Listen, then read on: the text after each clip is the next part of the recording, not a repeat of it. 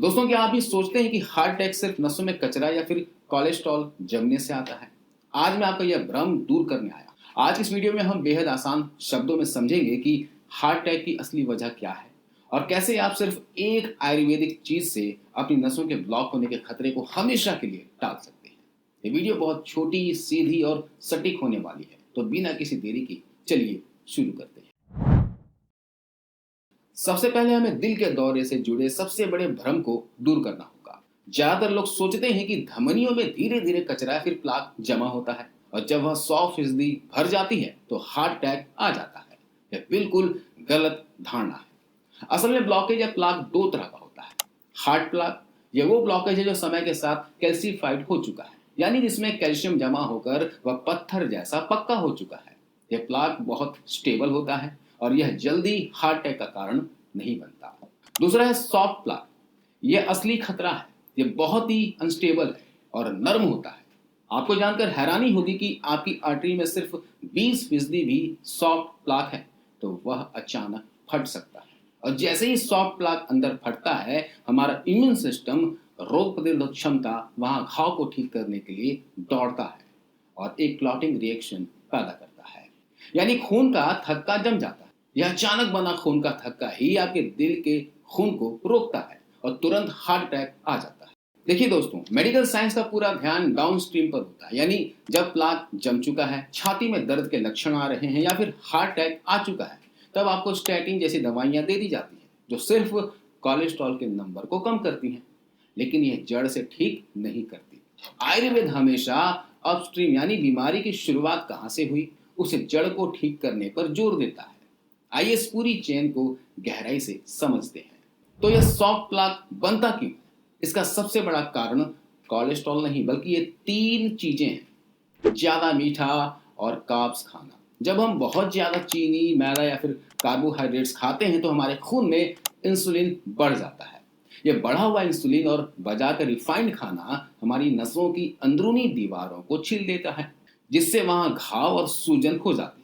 इस घाव में छोटे आकार के गंदे कोलेस्ट्रॉल, स्मॉल डेंस एलडीएल जाकर फंस जाते हैं, जिससे वहां सॉफ्ट प्लाक यानी ब्लॉकेज बनने लगती है। अब ध्यान से सुनिए, मैं आपको एक महा औषधि के बारे में बता रहा हूं जो बढ़े हुए सॉफ्ट प्लाक को रिवर्स कर सकता है, जो है लहसुन। देखिए, लहसुन को आयुर्वेद में दिल के लिए अमृत माना गया है, ठीक है।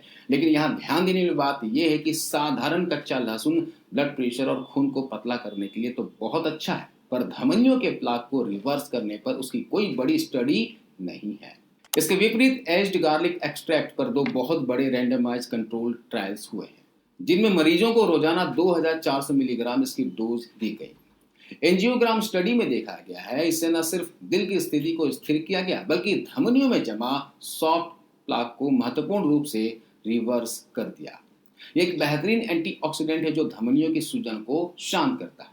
लेकिन एक बात का ध्यान रखिएगा, चूंकि यह खून को कुदरती रूप से पतला करता है, इसलिए यदि आप पहले से कोई एस्प्रिन या फिर खून पतला करने वाली एलोपैथिक दवा खा रहे हैं तो अपने डॉक्टर की सलाह जरूर लें। दूसरा है मैग्नीशियम। ये धमनियों का रक्षक है दोस्तों। मैग्नीशियम हमारे दिल की धड़कन और धमनियों के सिकुड़ने फैलने के लिए सबसे जरूरी मिनरल है। आयुर्वेद के अनुसार यह शरीर में वात को शांत करता है।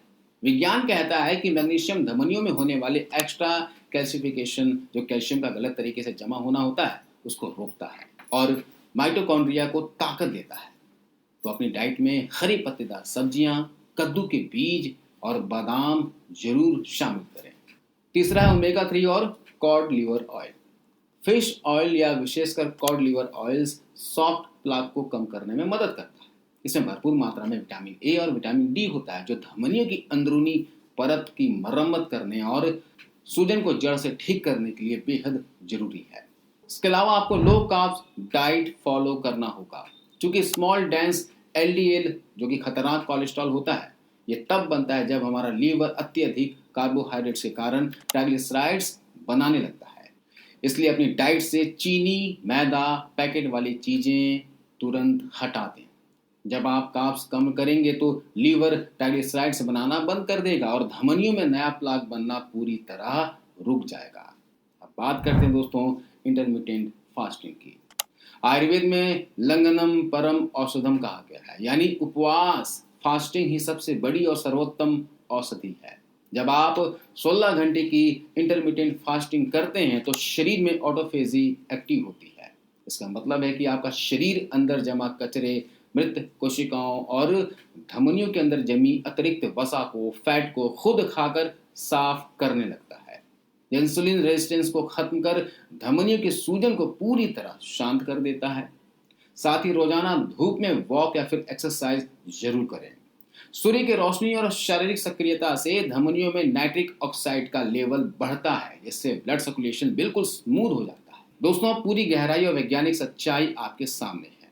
आप खुद तय कर लीजिए कि आपको सिर्फ दवाइयों के सहारे लक्षणों को दबाना है या फिर अपनी डाइट, फास्टिंग और आयुर्वेद की इस महा औषधि की मदद से धमनियों को अंदर से बिल्कुल साफ और नया बनाना है। चलते चलते एक बेहद भावुक और खुशी की बात है आप सभी के साथ में साझा करना चाहता हूं। आप सभी के असीम प्यार और भरोसे के बदौलत हमारे रुद्र होम रेमेडीज परिवार ने 3.6 मिलियन 36 लाख सब्सक्राइबर्स का आंकड़ा पार कर लिया है। इस अटूट प्यार और साथ के लिए मैं संदीप गुप्ता आप सभी का हाथ जोड़कर दिल से धन्यवाद करता हूँ। यह सफर यही नहीं रुकता। इस साल हमारा लक्ष्य 4 मिलियन यानी 40 लाख के आंकड़े को छूने का है। मुझे पूरा विश्वास है कि आपका यह प्यार और सपोर्ट आगे भी ऐसे ही बना रहेगा। अगर आप चैनल पर नए हैं तो आयुर्वेद की ऐसी ही सच्ची, सटीक और गहराई से भरी जानकारियों के लिए हमारे चैनल को अभी सब्सक्राइब कर लीजिए और बेल आइकन को जरूर प्रेस कर दें ताकि सेहत से जुड़ी कोई भी जरूरी वीडियो आपसे मिस ना हो। मिलते अगले वीडियो में। हंसते रहिए, मुस्कुराते रहिए और रोज कुछ ना कुछ नया सीखते रहिए।